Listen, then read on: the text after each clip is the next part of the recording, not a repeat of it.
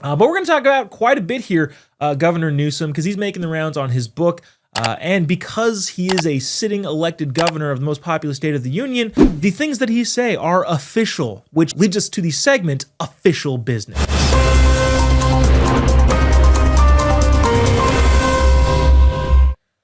Up first on Official Business, here's Governor Newsom talking about affordability and the official business of California to respond to that affordability. Here's him with CNN's Dana Bash, who, interestingly enough, kind of pushes back on him. Here's Gavin Newsom displaying some official business. California has the highest cost of living in the nation. The state's prices are 11% higher than the national average. We were actually out to dinner here in Nashville last night. We met a couple from California. Yeah. They moved out of California because they couldn't afford the rent or even to buy a home and also start a family. Yeah, we've had hundreds of thousands of people move in California the last 2-3 years. We've seen population growth. As you know, we moved from 6th to the 4th largest economy in the world, and we dominate now in every key industry, from AI, quantum, robotics. We dominate in ag. We dominate forestry. People are struggling to afford things like your mom was. Okay.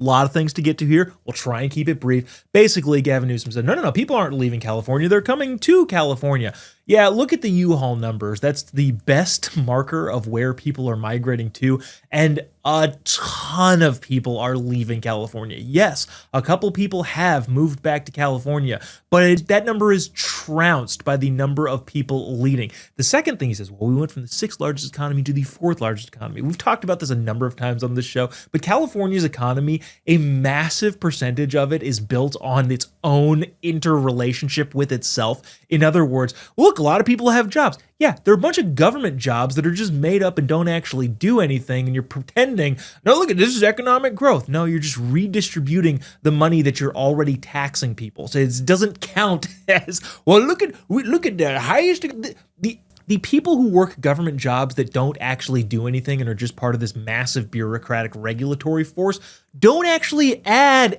any gross domestic product benefit, even if you're going to count them. They don't actually do anything other than suck off the taxpayer dollar. The last thing here, which I think is hilarious, Gavin Newsom is talks about his mother. She's my single mom. She's working 9 jobs. And, he grew up in the streets, even though he's rich. He grew up in the streets of California, and his mother couldn't afford anything. And Dana Bash even says, yeah, like your mother, she couldn't afford things. That's the problem.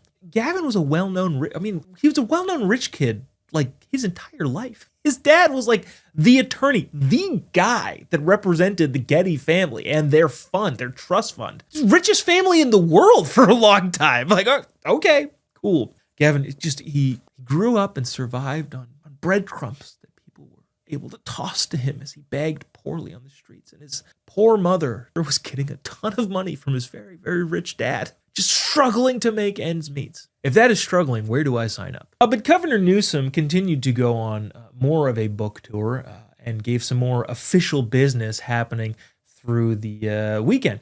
He was in Nashville. He's, again, doing his book tour. He was in Nashville on, I think, Saturday and I think yesterday, or Nashville on Friday. Doesn't matter. Over the weekend, he had 2 big stops, one in Nashville, one in Atlanta.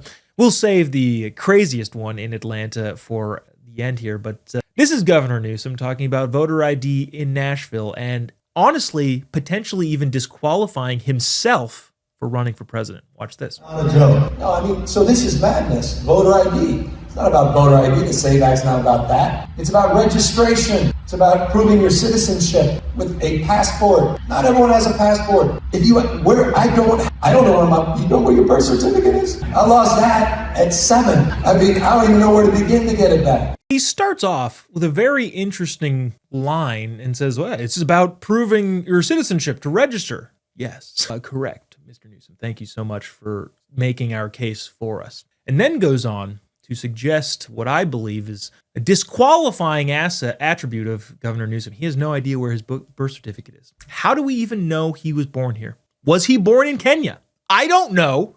I'm just saying that Governor Newsom has no proof that he was born in this country, therefore disqualifying him from the presidency of the United States of America. I actually think this is a fantastic thing. Maybe we should look into the fact that Gavin Newsom could have been born in Kenya. I don't know, is what I'm saying. I don't know. But of course, that was not the most shove your foot into your mouth moment that Governor Newsom had over the weekend, which I'd like to play for you here. While talking to a black moderator in Atlanta, a predominantly black city, Governor Newsom said, I'm just like you. I'm just like you in that I'm dumb, which maybe displays what he really thinks about black people. This is cut 13. I'm not trying to impress you. I'm just trying to impress upon you. I'm like you. I'm no better than you. I'm a 960 SAT guy. And I'm not trying to offend anyone, trying to act all there if you got 940, but literally a 960 SAT guy. I cannot, you've never seen me read a speech because I cannot read a speech. Okay. Now, he's talking about dyslexia. I'm not convinced that he has dyslexia to the extent that he says he does. Like, I can't read anything. I'm not willing to say that you don't have dyslexia, but I am not convinced that it's the level that he continues to say it is. But then again, basically saying, look, I'm not trying to impress. I'm just like you, Mr. Guy who's sitting next to me, happens to be black. I'm kind of dumb. What an odd thing to say. Are you implying something there, Governor Newsom?